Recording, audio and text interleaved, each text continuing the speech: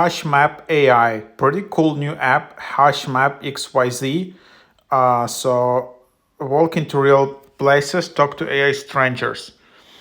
So this is AI app tied to maps. You can find AI characters tied to specific city. It's interesting idea, and then you can then just sign in there. So for example, you can see there is Tokyo, and then there is like inside of some building there is some AI character, and then you can just start chatting with it. I didn't upgrade, I didn't even sign up, and then you see the idea how these bots are just chatting with you.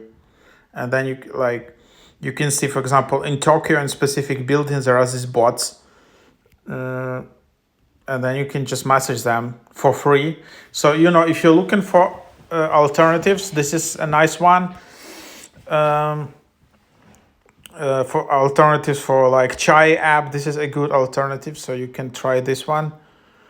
So yeah, there it is.